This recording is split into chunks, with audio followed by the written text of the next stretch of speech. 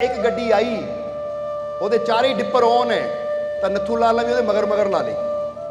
ਕਰਦਿਆਂ ਨੱਥੂ ਲਾਲ ਨੂੰ ਰਸਤਾ ਨਜ਼ਰ ਆਉਂਦਾ ਨਹੀਂ, ਉਹ ਗੱਡੀ ਦੇ ਮਗਰ ਲਾਈ ਹੈ।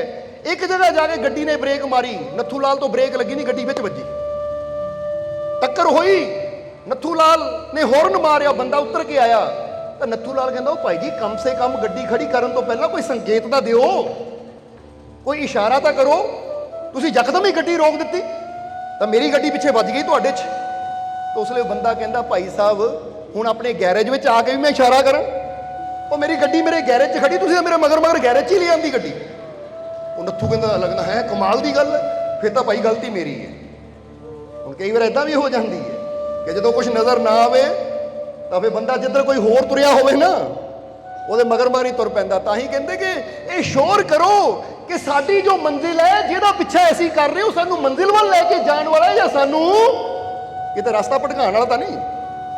ਕਿਉਂਕਿ ਰਸਤੇ ਭਟਕਾਉਣ ਵਾਲੇ ਵੀ ਬਹੁਤ, ਵਹਿਮਾਂ ਭਰਮਾਂ 'ਚ ਪਾਉਣ ਵਾਲੇ ਵੀ ਬਹੁਤ ਮਿਲ ਜਾਂਦੇ ਹੈ, ਗ੍ਰਹਿਾਂ ਦੇ ਚੱਕਰਾਂ 'ਚ ਪਾਉਣ ਵਾਲੇ ਵੀ ਬਹੁਤ, ਆ ਕੁੰਡਲੀਆਂ ਦੇ ਚੱਕਰਾਂ 'ਚ ਪਾਉਣ ਵਾਲੇ ਵੀ ਬਹੁਤ, ਪਰ ਕੁੰਡਲੀਆਂ ਤੋਂ ਉੱਪਰ, ਗ੍ਰਹਿਾਂ ਤੋਂ ਉੱਪਰ ਜੋ ਸਭ ਦਾ ਸੁਆਮੀ ਹੈ, ਸਭ ਦਾ ਮਾਲਿਕ ਹੈ, ਉਹਦੇ ਨਾਲ ਜੋੜਨ ਵਾਲਾ ਤਾਂ ਕੋਈ ਵਿਰਲਾ ਹੁੰਦਾ ਹੈ। ਇਸ ਲਈ ਅਸੀਂ ਸ਼ੋਰ ਕਰਨਾ ਹੈ ਕਿ ਸਾਡੀ ਜ਼ਿੰਦਗੀ ਜਿਹਦੇ ਪਿੱਛੇ ਅਸੀਂ ਚੱਲ ਰਹੇ ਹਾਂ ਨਾ, ਉਹ ਅੱਗੇ ਰਸਤਾ ਦਿਖਾਉਣ ਵਾਲਾ ਵੀ ਸਹੀ ਹੈ ਕਿ ਨਹੀਂ। ਇਸ ਲਈ ਬਹੁਤ ਪਹਿਲਾਂ, ਅੱਜ ਤੋਂ ਕਈ ਸੌ ਸਾਲ ਪਹਿਲਾਂ, ਸ਼ੰਕਰਾਚਾਰੀਆ, ਆਦਿ ਸ਼ੰਕਰਾਚਾਰੀਆ ਨਾਮ ਦੇ ਇੱਕ ਸੰਤ ਹੋਏ।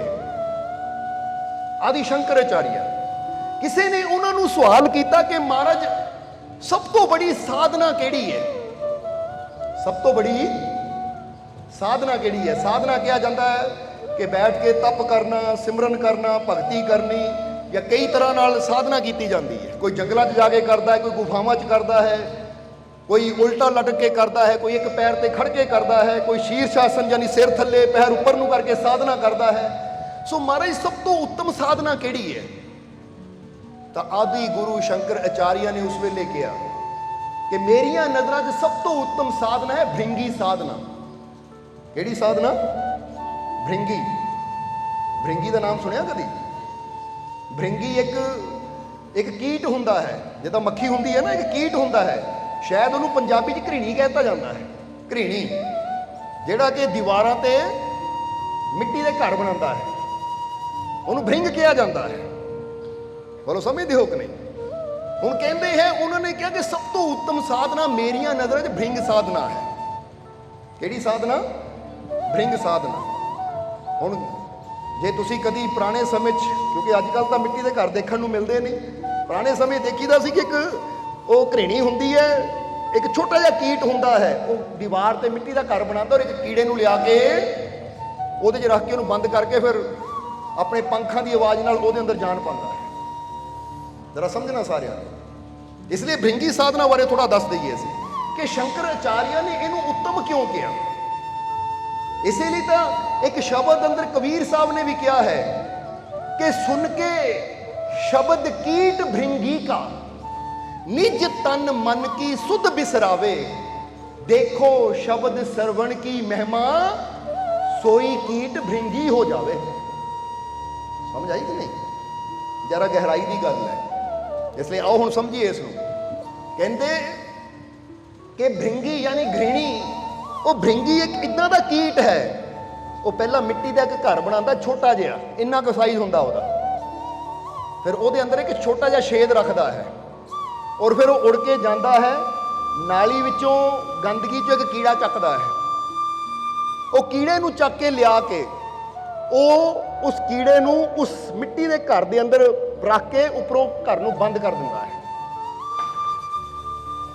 ਇੱਕ ਗੰਦਗੀ ਦੇ ਕੀੜੇ ਨੂੰ, ਛੋਟੇ ਜਿਹੇ ਕੀਟ ਨੂੰ ਉਹਦੇ ਅੰਦਰ ਲਿਆ ਕੇ ਬੰਦ ਕਰ ਦਿੰਦਾ ਹੈ, ਔਰ ਫਿਰ ਉਹ ਘਰ ਦੇ ਆਲੇ ਦੁਆਲੇ ਮੰਡਰਾਉਂਦਾ ਹੈ, ਭੀਂ ਭੀਂ ਦੀ ਆਵਾਜ਼ ਆਉਂਦੀ ਹੈ, ਉਹਦੇ ਪੰਖਾਂ ਦੀ ਆਵਾਜ਼ ਬੜੀ ਤੇਜ਼ ਹੁੰਦੀ ਹੈ। ਔਰ ਉਹਦੇ ਨਾਲ ਕੀ ਹੁੰਦਾ ਹੈ ਕਿ ਉਹ ਜਿਹੜਾ ਕੀਟ ਉਹਦੇ ਅੰਦਰ ਹੁੰਦਾ ਹੈ, ਮਿੱਟੀ ਦੇ ਘਰ ਦੇ ਅੰਦਰ, ਉਹ ਕੀੜਾ ਹੁੰਦਾ ਹੈ, ਰੇਂਗਣ ਵਾਲਾ ਕੀੜਾ, ਛੋਟਾ ਜਿਹਾ ਕੀੜਾ। ਔਰ ਭ੍ਰਿੰਗੀ ਕੀ ਕਰਦਾ ਹੈ? ਆਪਣੇ ਸ਼ਬਦ ਦੀ ਗੂੰਜ ਦੇ ਨਾਲ, ਆਪਣੀ ਵਾਈਬ੍ਰੇਸ਼ਨ ਦੇ ਨਾਲ, ਆਪਣੇ ਪੰਖਾਂ ਦੀ ਉਸ ਫੜਫੜਾਹਟ ਦੇ ਨਾਲ, ਗੂੰਜ ਦੇ ਨਾਲ, ਉਹ ਇੱਦਾਂ ਦੀ ਵਾਈਬ੍ਰੇਸ਼ਨ ਉਸ ਮਿੱਟੀ ਦੇ ਜ਼ਰੀਏ ਉਸ ਕੀੜੇ ਤੱਕ ਭੇਜਦਾ ਹੈ ਕਿ ਕੀੜਾ ਉਸ ਦੀ ਆਵਾਜ਼ ਨੂੰ ਸੁਣ ਸੁਣ ਕੇ ਹੀ ਉਹਦੇ ਆਪਣੀ ਕਾਇਆ ਅੰਦਰ ਬਦਲਾਵ ਆਉਂਦਾ ਹੈ ਔਰ ਉਹ ਜਿਹੜਾ ਛੋਟਾ ਜਿਹਾ ਕੀੜਾ ਹੁੰਦਾ ਹੈ ਉਹਦੇ ਅੰਦਰੋਂ ਪੰਖ ਪੈਦਾ ਹੁੰਦੇ ਆ ਤਾਂ ਉਹ ਵੀ ਭ੍ਰਿੰਗੀ ਬਣ ਕੇ ਘਰ ਨੂੰ ਤੋੜ ਕੇ ਉੜ ਜਾਂਦਾ ਹੈ। ਇਹਦੇ ਬਾਰੇ ਵਿਸਤਾਰ ਨਾਲ ਤੁਸੀਂ ਕਦੀ ਪੜ੍ਹਿਓ, ਕਿਉਂਕਿ ਕੀਟ ਬੜੇ ਛੋਟੇ ਛੋਟੇ ਹੈ, ਪਰ ਇਹਦਾ ਪ੍ਰਭਾਵ ਸਾਡੇ ਜੀਵਨ 'ਚ ਅਗਰ ਸਮਝਣਾ ਹੋਵੇ ਤਾਂ ਬਹੁਤ ਬੜਾ ਹੈ। ਸੋ ਸ਼ੰਕਰਾਚਾਰੀਆ ਕਹਿੰਦੇ ਇਹੀ ਭ੍ਰਿੰਗੀ ਸਾਧਨਾ ਹੁੰਦੀ ਹੈ ਕਿ ਜਦੋਂ ਅਸੀਂ ਵੀ ਗੁਰੂ ਦੇ ਕੋਲ ਜਾਂਦੇ ਹਾਂ, ਗੁਰੂ ਦਾ ਸ਼ਬਦ ਸੁਣ ਸੁਣ ਕੇ ਉਹਦਾ ਪ੍ਰਭਾਵ ਸਾਡੇ ਤੇ ਇੱਦਾਂ ਪੈਂਦਾ ਹੈ ਕਿ ਜੇ ਅਸੀਂ ਰਿੰਗਣ ਵਾਲੇ ਆ ਨਾ, ਰਿੰਗਣ ਵਾਲੇ ਦਾ ਮਤਲਬ ਕਿ ਬੰਦਾ ਡਰਿਆ ਹੋਇਆ, ਘਬਰਾਇਆ ਹੋਇਆ, ਹਰ ਵੇਲੇ ਜ਼ਮੀਨ ਤੇ ਫਰਸ਼ ਤੇ ਬੈਠਾ ਰਹਿੰਦਾ ਹੈ ਕਿ ਮੈਂ ਉਚਾਈਆਂ ਤੱਕ ਨਹੀਂ ਪਹੁੰਚ ਸਕਦਾ, ਮੈਂ ਉਡਾਰੀ ਨਹੀਂ ਮਾਰ ਸਕਦਾ, ਤਾਂ ਗੁਰੂ ਕਹਿੰਦਾ ਫਿਕਰ ਨਾ ਕਰ, ਬੈਠ ਸਾਡੇ ਕੋਲ, ਸ਼ਬਦ ਸੁਣ, ਇਹ ਸ਼ਬਦ ਦੀ ਗੂੰਜ ਨੂੰ ਅੰਦਰ ਮਹਿਸੂਸ ਕਰ, ਤਾਂ ਫਿਰ ਤੂੰ ਵੀ ਰਿੰਗਣ ਵਾਲਾ, ਇੱਕ ਦਿਨ ਤੈਨੂੰ ਵੀ ਉਹ ਆਨੰਦ ਦੇ ਪੰਖ ਮਿਲਣਗੇ ਕਿ ਤੂੰ ਵੀ ਉੱਚੀਆਂ ਉਡਾਰੀਆਂ ਮਾਰੇਗਾ। ਇਹਨੂੰ ਕਹਿੰਦੇ ਭ੍ਰਿੰਗੀ ਸਾਧਨਾ। ਕਿਉਂਕਿ ਇਹਦੇ ਵਾਸਤੇ ਕੀ ਹੈ ਕਿ ਉਹ ਭ੍ਰਿੰਗੀ ਕੀਟ ਉਹ ਛੋਟੇ ਜਿਹੇ ਕੀੜੇ ਨੂੰ ਮਜਬੂਰ ਕਰ ਦਿੰਦਾ ਹੈ ਕਿ ਉਹ ਮਿੱਟੀ ਦੇ ਘਰ ਚੋਂ ਕਿਤੇ ਇੱਧਰ ਉੱਧਰ ਜਾ ਹੀ ਨਹੀਂ ਸਕਦਾ, ਇਸ ਲਈ ਉਹਨੂੰ ਸੁਣਨਾ ਪੈਂਦਾ ਹੈ।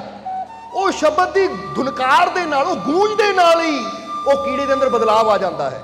ਇੱਥੋਂ ਪਤਾ ਲੱਗਦਾ ਵਿਗਿਆਨ ਵੀ ਇਹ ਚੀਜ਼ ਸਾਬਿਤ ਕਰ ਚੁੱਕਾ ਹੈ ਕਿ ਤੁਹਾਡੇ ਸ਼ਬਦਾਂ ਦਾ ਪ੍ਰਭਾਵ ਹਮੇਸ਼ਾ ਪੈਂਦਾ ਹੈ। ਜਿੱਦਾਂ 12 ਤਰੀਕ ਜੋ ਸਤਸੰਗ ਹੋਇਆ ਸੀ ਉਹ 'ਚ ਵੀ ਦੱਸਿਆ ਸੀ ਅਸੀਂ ਕਿ ਜਗਦੀਸ਼ ਚੰਦਰ ਬੋਸ ਨੇ, ਜੋ ਕਿ ਪਹਿਲੇ ਸਾਇੰਟਿਸਟ ਸੀ, ਉਹਨਾਂ ਨੇ ਖੋਜ ਕੀਤੀ ਕਿ ਸਾਡੇ ਸ਼ਬਦਾਂ ਦਾ ਅਸਰ ਪੇੜਾਂ ਪੌਦਿਆਂ ਤੇ ਵੀ ਹੁੰਦਾ ਹੈ। ਔਰ ਮਸਾਰੂ ਇਮੋਟੋ ਡਾਕਟਰ ਨੇ ਇਹ ਰਿਸਰਚ ਕੀਤੀ ਕਿ ਸਾਡੇ ਸ਼ਬਦਾਂ ਦਾ ਅਸਰ ਪਾਣੀ ਤੇ ਵੀ ਹੁੰਦਾ ਹੈ।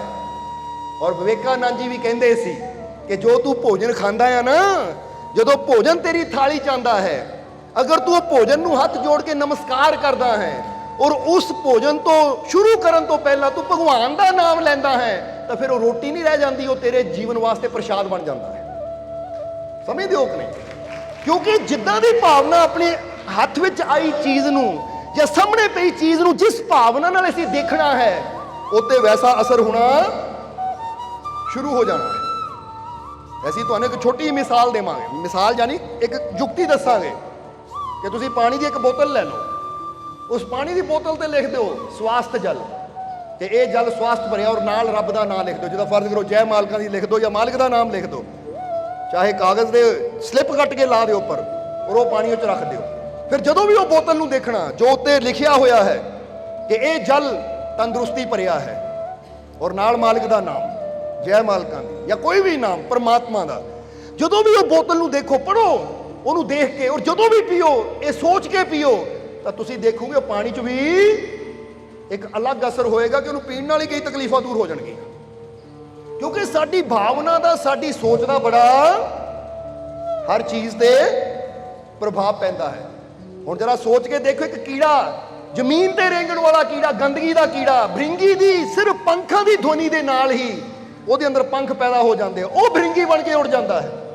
ਤਾਂ ਹੀ ਇੱਥੇ ਸ਼ਬਦ 'ਚ ਦੱਸਿਆ ਹੈ ਕਿ ਸੁਣ ਕੇ ਸ਼ਬਦ ਕੀਟ, ਕੀਟ ਕਹਿੰਦੇ ਉਹ ਕੀੜੇ ਨੂੰ ਜਿਹੜਾ ਰੇਂਗਣ ਵਾਲਾ ਗੰਦਗੀ ਦਾ, ਸੁਣ ਕੇ ਸ਼ਬਦ ਕੀਟ ਭ੍ਰਿੰਗੀ ਕਾ, ਉਹ ਕੀਟ, ਉਹ ਕੀੜਾ ਭ੍ਰਿੰਗੀ ਦਾ ਸ਼ਬਦ ਸੁਣਦਾ ਹੈ, ਯਾਨੀ ਉਹਦੇ ਪੰਖਾਂ ਦੀ ਧੁਨਕਾਰ ਸੁਣਦਾ ਹੈ। ਨਿਜ ਤਨ ਮਨ ਕੀ ਸੁਧ ਬਿਸਰਾਵੇ, ਉਹ ਭੁੱਲ ਜਾਂਦਾ ਕਿ ਮੈਂ ਕੌਣ, ਉਹ ਭੁੱਲ ਜਾਂਦਾ ਕਿ ਮੈਂ ਇੱਕ ਕੀੜਾ ਆ, ਮੈਂ ਗੰਦਗੀ ਦਾ ਕੀੜਾ ਭੁੱਲ ਹੀ ਜਾਂਦਾ ਹੈ, ਬਸ ਉਹ ਉਸ ਸ਼ਬਦ ਵੱਲ ਧਿਆਨ ਦਿੰਦਾ ਹੈ। ਤਾਂ ਫਿਰ ਕੀ ਹੁੰਦਾ ਹੈ? ਸੁਣ ਕੇ ਸ਼ਬਦ ਕੀਟ ਭ੍ਰਿੰਗੀ ਕਾ, ਨਿਜ ਤਨ ਮਨ ਕੀ ਸੁਧ ਬਿਸਰਾਵੇ, ਦੇਖੋ ਸ਼ਬਦ ਸਰਵਣ ਕੀ ਮਹਿਮਾ।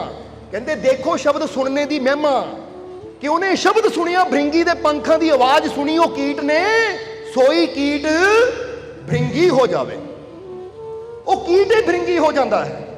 ਹੁਣ ਤੁਸੀਂ ਵੀ ਜਦੋਂ ਆਹ ਸ਼ਬਦ ਸੁਣਦੇ ਹੋ ਨਾ, ਤਾਂ ਆਪਣੇ ਆਪ ਨੂੰ ਹਟਾ ਕੇ ਸੁਣੋ, ਇਹ ਸੋਚੋ ਕਿ ਸਾਡੇ ਅੰਦਰ ਬੈਠੇ ਮਾਲਕ ਹੀ ਬੋਲ ਰਹੇ ਹੈ। ਸਮਝਦੇ ਹੋ ਕਿ ਨਹੀਂ? ਜਦੋਂ ਸਿਮਰਨ ਕਰਨਾ ਹੈ, ਜਿੱਦਾਂ ਹੁਣ ਫਰਜ਼ ਕਰੋ ਬੰਦਾ ਸੋਚਦਾ ਹੈ ਮੈਂ ਬਹੁਤ ਦੁਖੀ ਹੈ, ਇੱਕ ਦੁਖੀ ਬੰਦਾ ਰੱਬ ਦਾ ਨਾਮ ਲੈ ਰਿਹਾ ਹੈ, ਨਹੀਂ, ਬਲਕਿ ਸੋਚੋ ਕਿ ਮੈਂ ਉਹ ਰੱਬ ਦਾ ਹੀ ਰੂਪ ਹਾਂ, ਮੈਂ ਆਪਣੇ ਸਤਿਗੁਰ ਦਾ ਹੀ ਰੂਪ ਹਾਂ, ਔਰ ਉਹਦੇ ਸ਼ਬਦ ਦੀ ਗੂੰਜ ਮੇਰੇ ਅੰਦਰ ਪੈ ਰਹੀ ਹੈ। ਕਿਉਂਕਿ ਜੈਸਾ ਸਰੂਪ ਸੋਚ ਕੇ ਅਸੀਂ ਸਿਮਰਨ ਕਰਨਾ ਹੈ, ਫਿਰ ਵੈਸਾ ਹੀ ਰੰਗ ਸਾਡੇ ਤੇ ਚੜ੍ਹਨਾ ਵੀ ਸ਼ੁਰੂ ਹੋ ਜਾਣਾ ਹੈ। ਇਸ ਲਈ ਬਾਬਾ ਬੁੱਲੇ ਸ਼ਾਹ ਨੇ ਕੀ ਕਿਹਾ ਸੀ? ਰਾਂਝਾ ਰਾਂਝਾ ਕਰਦੀ ਨੀ ਮੈਂ, ਕਹਿ ਦਿਓ ਤੁਸੀਂ, ਆਪੇ ਰਾਂਝਾ ਹੋਈ, ਸੱਦੋ ਨੀ ਮੈਨੂੰ ਧੀਦੋ ਰਾਂਝਾ, ਹੀਰ ਨਾ ਆਖੋ।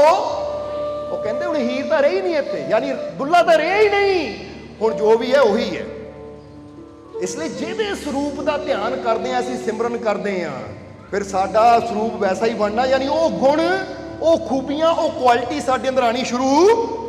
ਹੁਣ ਇਹਦਾ ਮਤਲਬ ਇਹ ਨਹੀਂ ਕਿ ਤੁਹਾਡੀ ਸ਼ਕਲ ਬਦਲ ਜਾਣੀ ਹੈ, ਕਿ ਬੰਦਾ ਕਵੇ ਲੈ ਵੀ ਮੇਰੀ ਸ਼ਕਲ ਬਦਲ ਜਾਣੀ ਹੈ, ਮੇਰੀ ਸੂਰਤ ਬਦਲ ਜਾਣੀ ਹੈ, ਕਿ ਜੇ ਮੈਂ ਆਪਣੇ ਮੁਰਸ਼ਦ ਦਾ ਜਾਂ ਕਿਸੇ ਫਕੀਰ ਦਾ ਧਿਆਨ ਕਰਕੇ ਕੀਤਾ ਤਾਂ ਮੇਰੀ ਸ਼ਕਲ ਨਹੀਂ, ਸ਼ਕਲ ਨਹੀਂ ਬਦਲਦੀ, ਪਰ ਸਾਡੀ એનર્ਜੀ ਉਦਾਂ ਦੀ ਹੋਣੀ ਸ਼ੁਰੂ ਹੋ ਜਾਂਦੀ ਹੈ। ਜਿੱਦਾਂ ਇੱਕ ਲੋਹੇ ਨੂੰ ਚੁੰਬਕ ਨਾਲ ਘਸਾਣਾ ਸ਼ੁਰੂ ਕਰ ਦਿਓ ਨਾ, ਤਾਂ ਤੁਸੀਂ ਦੇਖੋਗੇ ਕਿ ਚੁੰਬਕ ਨਾਲ ਘਸਾਉਂਦੇ ਘਸਾਉਂਦੇ ਉਹ ਲੋਹੇ ਅੰਦਰ ਵੀ ਚੁੰਬਕ ਦੇ ਤੱਤ ਆ ਜਾਂਦੇ ਕਿ ਨਹੀਂ। ਤਾਂ ਹੀ ਤਾਂ ਕਈ ਵਾਰ ਕੋਈ ਪੇਜ ਥੱਲੇ ਗਿਰਿਆ ਹੋਵੇ ਨਾ, ਜਿੱਥੇ ਹੱਥ ਨਾ ਪਵੇ, ਤਾਂ ਬੰਦਾ ਪੇਚਕਸ ਨੂੰ ਨਾ ਇਦਾਂ ਥੋੜਾ ਚੁੰਬਕ ਤੇ ਘਸਾ ਕੇ ਉਹ ਲੋਹੇ ਦੇ ਪੇਜ ਨੂੰ ਇਦਾਂ ਕਰੇ ਤਾਂ ਪੇਜ ਆਪਣੇ ਆਪ ਚੱਕਿਆ ਆ ਜਾਂਦਾ। ਕਦੀ ਕੀਤਾ ਕਿਸੇ ਨੇ ਇਦਾਂ? ਦੇਖਿਆ ਕਦੀ ਕਿ ਨਹੀਂ? ਕਿਹਨੇ ਕਿਹਨੇ ਕੀਤਾ? ਹੱਥ ਖੜਾ ਕਰਿਓ ਜ਼ਰਾ, ਦੇਖੋ ਪਤਾ ਲੱਗਦਾ ਹੈ ਕਿ ਲੋਹੇ ਦੇ ਅੰਦਰ ਚੁੰਬਕੀय ਗੁਣ ਨਹੀਂ ਹੈ, ਪਰ ਚੁੰਬਕ ਦੀ ਸੰਗਤ ਕਰਕੇ, ਚੁੰਬਕ ਦੀ ਸੋਬਤ ਕਰਕੇ ਲੋਹੇ ਅੰਦਰ ਵੀ ਉਹ ਚੁੰਬਕੀय ਸ਼ਕਤੀ ਪੈਦਾ ਹੋ ਜਾਂਦੀ ਹੈ, ਉਹ ਵੀ ਖਿੱਚ ਲੈਂਦਾ ਹੈ। ਇਸੇ ਤਰ੍ਹਾਂ ਅਗਰ ਅਸੀਂ ਸਤਿਗੁਰ ਦਾ ਧਿਆਨ ਧਰਦੇ ਹਾਂ, ਔਰ ਫਿਰ ਇੱਥੇ ਕਵਾਂਗੇ ਧਿਆਨ ਕਾਮਿਲ ਮੁਰਸ਼ਦ ਦਾ ਧਰਿਓ, ਕਿਤੇ ਇਦਾਂ ਦੇ ਬੰਦੇ ਨਾਲ ਧਰ ਲਿਓ ਕਿ ਜਿਹੜਾ ਕਹਿਣ ਨੂੰ ਕੁਝ ਹੋਰ ਹੋਵੇ ਤਾਂ ਕਰਨ ਨੂੰ ਕੁਝ ਹੋਰ ਹੋਵੇ। ਜਿੱਦਾਂ ਕਹਿੰਦੇ ਨੇ ਇੱਲਾ ਕਾਮਾ ਰੰਗਲੇ ਪਰ, ਜਰਾ ਹੁਣ ਗੌਰ ਕਰਨਾ, ਮੀਆਂ ਮੁਹੰਮਦ ਬਖਸ਼ ਜੀ ਨੇ ਬੜੀ ਪਿਆਰੀ ਗੱਲ ਕਹੀ ਹੈ। ਉਹ ਕਹਿੰਦੇ ਇੱਲਾ ਕਾਮਾ ਰੰਗਲੇ ਪਰ ਬਣ ਬਣ ਬਹਿੰਦੇ ਮੋਰ, ਕਿ ਇੱਲਾਂ ਨੇ ਵੀ ਤੇ ਕਾਵਾਂ ਨੇ ਵੀ ਜਦੋਂ ਦੇਖਿਆ ਨਾ ਮੋਰ ਬੜਾ ਸੋਹਣਾ ਆ ਮੋਰ ਦੇ ਪੰਖ ਬੜੇ ਸੋਹਣੇ ਆ, ਇਹਦੇ ਪੰਖਾਂ ਨੂੰ ਤਾਂ ਸਜਾਇਆ ਜਾਂਦਾ ਘਰਾਂ ਦੇ ਵਿੱਚ, ਇਹ ਬੜੇ ਸੁੰਦਰ ਪੰਛੀ ਹੈ ਮੋਰ, ਤਾਂ ਕਹਿੰਦੇ ਇੱਲਾਂ ਔਰ ਕਾਵਾਂ ਦੇ ਮਨ ਚ ਆਇਆ ਕਿ ਭਾਈ ਅਸੀਂ ਵੀ ਰੰਗ ਲਈਏ। ਉਹਨਾਂ ਨੇ ਆਪਣੇ ਪਰਾਂ ਤੇ ਰੰਗ ਚੜਾ ਲਿਆ, ਪਰ ਇੱਕ ਗੱਲ ਦਾ ਜਵਾਬ ਦੇਣਾ, ਕਾਊਏ ਜਿੰਨੇ ਮਰਜ਼ੀ ਪਰਾਂ ਨੂੰ ਰੰਗ ਲੈਣ, ਇੱਲਾਂ ਜਿੰਨੀਆਂ ਮਰਜ਼ੀ ਪਰਾਂ ਨੂੰ ਰੰਗ ਲੈਣ, ਪਰ ਉਹ ਮੋਰ ਨਹੀਂ ਬਣ ਸਕਦੇ। ਬਣ ਸਕਦੇ ਆ? ਹੁਣ ਇੱਕ ਕੁੱਤੇ ਦੇ ਉੱਪਰ ਤੁਸੀਂ ਸ਼ੇਰ ਦਾ ਰੰਗ ਫੇਰ ਦਿਓ ਕਿ ਆ ਵੀ ਸ਼ੇਰ ਦੀਆਂ ਧਾਰੀਆਂ ਇਦਾਂ ਦੀਆਂ ਹੁੰਦੀਆਂ ਹੈ, ਟਾਈਗਰ ਦੇਖਿਆ ਨਾ, ਕਾਲੀਆਂ ਪੀਲੀਆਂ ਧਾਰੀਆਂ, ਕੁੱਤੇ ਨੂੰ ਪੇਂਟਰ ਕੋਲ ਲੈ ਜਾਓ ਭਾਈ ਉਦਾਂ ਦੇ ਬਣਾ ਦੇ ਇਹਨੂੰ, ਉਹ ਰੰਗ ਤਾਂ ਰੰਗ ਦੇਗਾ ਕੁੱਤੇ ਨੂੰ, ਪਰ ਰਹਿਣਾ ਫਿਰ ਵੀ ਉਹਨਾਂ ਸ਼ੇਰ ਥੋੜੀ ਬਣ ਜਾਣਾ ਰੰਗ ਲੱਗਣ ਨਾਲ। ਇਸ ਲਈ ਮੀਆਂ ਮੁਹੰਮਦ ਬਖਸ਼ ਜੀ ਕਹਿੰਦੇ ਆ ਕਿ ਇੱਲਾਂ ਕਾਵਾਂ ਰੰਗਲੇ ਪਰ ਤੇ ਬਣ ਬਣ ਬਹਿੰਦੇ ਮੋਰ, ਉਹ ਸੋਚ ਸਮਝ ਕੇ ਮੁਰਸ਼ਦ ਪਕੜੀ ਮਤ ਨਿਕਲੇ ਕੋਈ ਹੋਰ। ਉਹ ਕਹਿੰਦੇ ਮੁਰਸ਼ਦ ਕਰਨਾ ਸੋਚ ਸਮਝ ਕੇ ਕਰੀ, ਇਹ ਨਾ ਹੋਵੇ ਕਿ ਨਿਕਲੇ ਬਾਅਦ ਚੋਂ ਕੁਛ ਹੋਰ। ਕਿਉਂਕਿ ਪਹਿਰਾਵਾ ਪਾਣਾ ਬੜਾ ਸੌਖਾ, ਤੋਂ ਮੰਜ਼ਿਲ ਤੱਕ ਪਹੁੰਚਣਾ ਬਹੁਤ ਹੀ ਔਖਾ ਹੈ। ਇਸ ਲਈ ਫਕੀਰਾ ਫਕੀਰੀ ਦੂਰ ਹੈ, ਜਿਤਨੀ ਕਿ ਲੰਬੀ खजूर है, चढ़ जाए तो चाखे प्रेम रस, गिर जाए तो चकना चूर है। ये तो फकीरी दी मंजिल है। इसलिए कहते अंदर ज्ञान देखना है, अंदरों समझ देखनी है, अंदर विवेक देखना है, अंदरों करनी भी देखनी है कि जो एक बोलते हैं वो करते भी है या नहीं। हुण असीं तुहानूं कही जाइए निडर बनो तो आप डरी जाइए, तुहानूं कहिए एनर्जी नाल भरपूर हो जाओ तो आप डाउन जे हो के बैठे रहिए, ਤੁਹਾਨੂੰ ਕਹੀ ਜਾਈਏ ਕਿ ਕਿਸੇ ਦੀ ਫਿਕਰ ਨਹੀਂ ਕਰਨੀ, ਪਰਵਾਹ ਨਹੀਂ ਕਰਨੀ, ਨਿਡਰ ਹੋ ਜਾਓ, ਤਾਂ ਆਪ ਬਾਹਰ ਨਿਕਲ ਕੇ ਵੀ ਡਰੀਏ। ਤਾਂ ਫਿਰ ਇਹਦਾ ਮਤਲਬ ਸਾਡੀ ਕਹਿਣੀ ਕੁਛ ਹੋਰ ਹੈ ਤੇ ਸਾਡੀ ਕਰਨੀ ਕੁਛ ਹੋਰ ਹੈ। ਬਲਕਿ ਅਸੀਂ ਕਹਾਂਗੇ ਜਿਹੜੇ ਸੇਵਾਦਾਰ ਸਾਡੇ ਨਾਲ ਰਹਿੰਦੇ ਨਾ, ਹਰ ਵੇਲੇ ਤੁਰਦੇ ਫਿਰਦੇ, ਉਹਨਾਂ ਨੂੰ ਪੁੱਛ ਕੇ ਦੇਖੋ, ਸਾਡੀ ਕਰਨੀ ਕਹਿਣ ਨਾਲੋਂ ਵੀ ਜ਼ਿਆਦਾ ਅਸੀਂ ਹਾਲੇ ਉਨਾ ਕਹਿ ਨਹੀਂ ਪਾਉਂਦੇ ਜਿੰਨਾ ਅਸੀਂ ਕਰਕੇ ਇਹਨਾਂ ਨੂੰ ਦਿਖਾਈਦਾ ਹੈ ਕਿ ਦੇਖੋ। ਨਹੀਂ ਤਾਂ ਕਈ ਵਾਰ ਅਸੀਂ ਦੇਖਿਆ ਹੈ ਕਿ ਕਹਿਣ ਨੂੰ ਗੱਲਾਂ ਬੰਦਾ 100% ਕਰਦਾ ਤਾਂ ਕਰਨੀ 50 ਵੀ ਨਹੀਂ ਹੁੰਦੀ। ਪਰ ਸਾਡੀ ਇਹ ਕੋਸ਼ਿਸ਼ ਹੈ ਗੱਲ ਅਸੀਂ 50% ਦੀ ਕਰੀ ਦੀ, ਪਰ ਜਦੋਂ ਆਪਣੀ ਗੱਲ ਆਉਂਦੀ ਹੈ ਅਸੀਂ 100% ਕਰਕੇ ਦਿਖਾਈਦਾ ਕਿ ਦੇਖੋ ਇਹਨੂੰ ਕਹਿੰਦੇ ਹਿੰਮਤ, ਇਹਨੂੰ ਕਹਿੰਦੇ ਸਾਹਸ, ਇਹਨੂੰ ਕਹਿੰਦੇ એનર્ਜੀ। ਬੋਲੋ ਸਮਝਦੇ ਹੋ?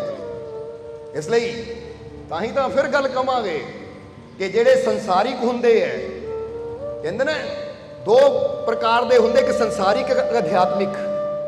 ਜਿਹੜੇ ਸੰਸਾਰਿਕ ਹੁੰਦੇ ਹੈ ਉਹ ਆਪਣੇ ਪ੍ਰਤੀ ਨਰਮ ਹੁੰਦੇ ਤਾਂ ਦੂਜਿਆਂ ਦੇ ਪ੍ਰਤੀ ਕਠੋਰ ਹੁੰਦੇ ਹੈ। ਕੀ ਹੁੰਦੇ ਹੈ? ਜਦੋਂ ਆਪਣੀ ਗੱਲ ਆਉਂਦੀ ਨਰਮੀ ਵਰਤਣਗੇ, ਤਾਂ ਜਦੋਂ ਦੂਜੇ ਦੀ ਗੱਲ ਆਏਗੀ ਕਠੋਰਤਾ। ਯਾਨੀ ਕਹਿਣ ਦਾ ਮਤਲਬ ਕਿ ਆਪ ਝੂਠ ਬੋਲਣਗੇ, ਉਹ ਕੋਈ ਨਹੀਂ ਯਾਰ ਬੋਲ ਹੋ ਜਾਂਦਾ ਹੈ, ਪਰ ਦੂਜਾ ਕੋਈ ਬੋਲੇ ਇਹਨੂੰ ਮਾਫ ਨਹੀਂ ਕਰਨਾ, ਮੈਨੇ ਝੂਠ ਬੋਲਿਆ ਮੇਰੇ ਨਾਲ। ਯਾਨੀ ਦੂਜੇ ਨੂੰ ਸਜ਼ਾ ਦੇਣ ਨੂੰ ਤਿਆਰ ਹੈ, ਤਾਂ ਆਪ ਤੋਂ ਗਲਤੀ ਹੋ ਗਈ ਤਾਂ ਬਹਾਨੇ ਲਾਣਗੇ, ਮੈਂ ਤਾਂ ਮਜਬੂਰ ਸੀ। ਭਾਈ ਜੇ ਤੂੰ ਮਜਬੂਰੀ 'ਚ ਕਰ ਸਕਦਾ ਤਾਂ ਅਗਲੇ ਤੋਂ ਵੀ ਮਜਬੂਰੀ 'ਚ ਹੋਈ ਹੈ। ਸਮਝ ਆ ਰਹੀ ਕਿ ਨਹੀਂ? ਇਸ ਲਈ ਜਿਹੜੇ ਸੰਸਾਰਿਕ ਹੁੰਦੇ ਹੈ ਉਹ ਆਪਣੇ ਪ੍ਰਤੀ ਨਰਮ ਹੁੰਦੇ ਆ ਤਾਂ ਦੂਜਿਆਂ ਦੇ ਪ੍ਰਤੀ ਕਹਿ ਦਿਓ ਕਠੋਰ ਹੁੰਦੇ ਆ। ਕਿ ਜਦੋਂ ਗੱਲ ਆਪਣੀ ਆਣੀ ਹੈ ਤਾਂ ਬੜੀ ਤੋਂ ਬੜੀ ਗਲਤੀ ਵੀ ਮਾਫ, ਤਾਂ ਜਦੋਂ ਗੱਲ ਦੂਜੇ ਦੀ ਆਣੀ ਤਾਂ ਛੋਟੀ ਜਿਹੀ ਭੁੱਲ ਵੀ ਮਾਫ ਨਹੀਂ ਕਰਨੀ। ਸਮਝਦੇ ਹੋ ਕਿ ਨਹੀਂ? ਜਾਂ ਦੂਜੇ ਦੀ ਗੱਲ ਆਵੇ ਤਾਂ ਫਿਰ ਬੰਦਾ ਉੱਥੇ ਫਟਾਫਟ ਜੱਜ ਬਣ ਕੇ ਫੈਸਲਾ ਸੁਣਾਉਂਦਾ ਹੈ, ਤਾਂ ਆਪਣੀ ਗਲਤੀ ਹੋਵੇ ਤਾਂ ਵਕੀਲ ਬਣ ਕੇ ਤਰ੍ਹਾਂ ਤਰ੍ਹਾਂ ਦੇ ਉਹ ਦਲੀਲਾਂ ਪੇਸ਼ ਕਰਦਾ ਕਿ ਨਹੀਂ ਭਾਈ ਹਾਲਾਤ ਇਦਾਂ ਸੀ ਤਾਂ ਹੋ ਗਿਆ, ਹਾਲਾਤ ਉਦਾਂ ਸੀ ਤਾਂ ਹੋ ਗਿਆ। ਪਰ ਇੱਥੇ ਅਧਿਆਤਮਿਕ ਜਿਹੜੇ ਹੁੰਦੇ ਆ ਨਾ ਸੰਤ ਫਕੀਰ ਗੁਰੂ ਰਹਿਬਰ, ਜਾਂ ਅਧਿਆਤਮਿਕਤਾ ਦੇ ਮਾਰਗ ਤੇ ਜਿਹੜੇ ਚੱਲਦੇ ਉਹਨਾਂ ਦੀ ਕਹਾਣੀ ਉਲਟ ਹੁੰਦੀ ਹੈ। ਉਹ ਦੂਜਿਆਂ ਦੇ ਪ੍ਰਤੀ ਨਰਮ ਹੁੰਦੇ ਆ ਤਾਂ ਆਪਣੇ ਪ੍ਰਤੀ ਕਠੋਰ ਹੁੰਦੇ ਆ। ਬੋਲੋ ਸਮਝਦੇ ਹੋ ਕਿ ਨਹੀਂ? ਇਸ ਲਈ ਤੁਸੀਂ ਇੱਥੋਂ ਚੈੱਕ ਕਰ ਸਕਦੇ ਹੋ ਕਿ ਜਦੋਂ ਗੱਲ ਦੂਜੇ ਦੀ ਆਵੇ, ਜਿਹੜਾ ਦੂਜਿਆਂ ਨਾਲ ਨਰਮੀ ਵਰਤੇ, ਜਿਹੜਾ ਦੂਜਿਆਂ ਨੂੰ क्षमा ਕਰ ਦੇਵੇ, ਜਿਹੜਾ ਦੂਜਿਆਂ ਨਾਲ ਪ੍ਰੇਮ ਕਰੇ, ਦੂਜਿਆਂ ਦੀ ਭਲਾਈ ਦੀ ਕਾਮਨਾ ਕਰੇ, ਸਮਝ ਲਓ ਇਹ ਅਧਿਆਤਮਿਕ ਹੈ, ਇਹ ਰੱਬ ਦੇ ਰਸਤੇ ਚੱਲਣ ਵਾਲਾ ਹੈ। ਤਾਂ ਜਿਹੜਾ ਮਾੜੀ ਜਿਹੀ ਗੱਲ ਤੇ ਦੂਜਿਆਂ ਨੂੰ ਸ਼ਰਾਪ ਦੇਣੇ, ਬਦਦੁਆਵਾਂ ਦੇਣੀਆਂ, ਦੂਜੇ ਦਾ ਬੁਰਾ ਮੰਗਣਾ, ਦੂਜੇ ਨੂੰ ਗਾਲੀਆਂ ਦੇਣੀਆਂ, ਦੂਜੇ ਦੀ ਨਿੰਦਿਆ ਕਰਨੀ ਸ਼ੁਰੂ ਕਰ ਦੇਵੇ, ਸਮਝ ਲਓ ਇਹ ਸੰਸਾਰਿਕ ਬੰਦਾ ਹੈ। ਕਿਉਂਕਿ ਪਤਾ ਤਾਂ ਕਰਨੀ ਤੋਂ ਲੱਗਦਾ ਹੈ, ਪਹਿਰਾਵੇ ਤੋਂ ਨਹੀਂ ਪਤਾ ਲੱਗਦਾ। ਪਹਿਰਾਵਾ ਪਾਣਾ ਤਾਂ ਬੜਾ ਕਹਿ ਦਿਓ ਆਸਾਨ ਹੈ, ਪਰ ਗੱਲ ਤਾਂ ਕਰਨੀ ਤੋਂ ਪਤਾ ਲੱਗਦਾ ਹੈ ਕਿ ਬੰਦੇ ਦੇ ਕਰਮ ਕੈਸੇ ਹੈ। ਇਸ ਲਈ ਇਹ ਗੱਲ ਹਮੇਸ਼ਾ ਯਾਦ ਰੱਖਣਾ। ਹੁਣ ਅਧਿਆਤਮਿਕਤਾ ਦੀ ਗੱਲ ਜਦੋਂ ਆਉਂਦੀ ਹੈ, ਉੱਥੇ ਆਪਣੇ ਪ੍ਰਤੀ ਕਠੋਰ ਕਿਦਾਂ? ਜਿੱਦਾਂ ਅਸੀਂ ਇੱਕ ਬੜੀ ਪਿਆਰੀ ਸਾਨੂੰ ਇੱਥੇ ਗੱਲ ਯਾਦ ਆ ਗਈ, ਉਹ ਦੱਸਣਾ ਚਾਹਾਂਗੇ ਕਿ ਇੱਕ ਵਾਰ ਇੱਕ ਜਗ੍ਹਾ ਲੰਗਰ ਚੱਲ ਰਿਹਾ ਸੀ, ਔਰ ਦੋ ਬੜੇ ਸੁੰਦਰ ਨੌਜਵਾਨ ਆਪਣੇ ਹੱਥਾਂ ਨਾਲ ਲੰਗਰ ਵਰਤਾ ਰਹੇ ਸੀ, ਤਰ੍ਹਾਂ ਤਰ੍ਹਾਂ ਦਾ ਲੰਗਰ। ਤਾਂ ਇੱਕ ਰਾਹਗੀਰ ਆਇਆ, ਔਰ ਰਾਹਗੀਰ ਨੇ ਜਦੋਂ ਨਾ ਲੰਗਰ ਦੇਖਿਆ ਤਾਂ ਉਹ ਵੀ ਬਹਿ ਕੇ ਲੰਗਰ ਛਕਣ ਲੱਗ ਗਿਆ, ਖਾਣਾ ਖਾਣ ਲੱਗ ਗਿਆ। ਜਦੋਂ ਖਾਣਾ ਖਾ ਰਿਹਾ ਹੈ ਤਾਂ ਖਾਣਾ ਖਾਂਦੇ ਖਾਂਦੇ ਹੀ ਨਜ਼ਰ ਉਹਦੀ ਇੱਕ ਬਜ਼ੁਰਗ ਦੀ ਤਰਫ ਗਈ, ਤਾਂ ਦੇਖਿਆ ਉਹ ਬਜ਼ੁਰਗ ਇੱਕ ਸੁੱਕੀ ਰੋਟੀ ਖਾ ਰਿਹਾ ਹੈ। ਕੀ ਖਾ ਰਿਹਾ ਹੈ? ਸੁੱਕੀ ਰੋਟੀ ਖਾ ਰਿਹਾ ਹੈ। ਔਰ ਇਸ ਆਦਮੀ ਨੇ ਉਹ ਦੋ ਨੌਜਵਾਨਾਂ ਨੂੰ ਕਿਹਾ ਜਿਹੜੇ ਲੰਗਰ ਵਰਤਾ ਰਹੇ ਸੀ ਕਿ ਨੌਜਵਾਨੋ, ਕਿ ਤੁਸੀਂ ਆ ਭਾਂਤੀ ਭਾਂਤੀ ਦਾ ਲੰਗਰ ਸਾਰਿਆਂ ਨੂੰ ਦੇ ਰਹੇ ਹੋ, ਪਰ ਉਹ ਸਾਹਮਣੇ ਦੇਖੋ ਇੱਕ ਬਜ਼ੁਰਗ ਬੈਠਾ ਹੈ, ਉਹ ਸੁੱਕੀ ਰੋਟੀ ਖਾ ਰਿਹਾ ਹੈ, ਵੀ ਉਹਨੂੰ ਵੀ ਜਾ ਕੇ ਇਹ ਜਿਹੜੇ ਪਕਵਾਨ ਹੈ ਨਾ, ਇਹ ਭਾਂਤ ਭਾਂਤ ਦੇ ਪਕਵਾਨ ਬਣੇ ਹੈ, ਇਹ ਉਹਨੂੰ ਵੀ ਖਿਲਾਓ ਜਾ ਕੇ। ਤਾਂ ਉਸ ਲਈ ਉਹ ਦੋ ਨੌਜਵਾਨ ਬੋਲੇ ਕਿ ਹਜ਼ਰਤ, ਕਿ ਤੁਹਾਨੂੰ ਪਤਾ ਉਹ ਕੌਣ ਹੈ, ਔਰ ਤੁਹਾਨੂੰ ਪਤਾ ਅਸੀਂ ਕੌਣ ਹੈ? ਉਹ ਕਹਿੰਦਾ ਨਹੀਂ, ਮੈਂ ਮਹਿਮਾਨ, ਪਹਿਲੀ ਵਾਰ ਆਇਆ मैं ਇੱਥੇ, ਇਸ ਲਈ ਮੈਨੂੰ ਪਤਾ ਨਹੀਂ ਤੁਸੀਂ कौन हो, वो कौन है। वो कहते जी मैं। वीडियो अच्छी लगी हो तो कृपया इसे शेयर जरूर करें। आपके शेयर करने से अगर किसी की जिंदगी में अच्छा बदलाव आता है, पॉजिटिव चेंज आती है, तो ये भी आपकी तरफ से किया गया एक नेक कर्म होगा, एक सेवा होगी। तो वीडियो को शेयर जरूर करें, और वीडियो देखने के लिए सर्व संजय दरबार कांटियां शरीफ यूट्यूब चैनल को सब्सक्राइब करें और फेसबुक पेज को फॉलो करना ना भूलें। जय माता दी।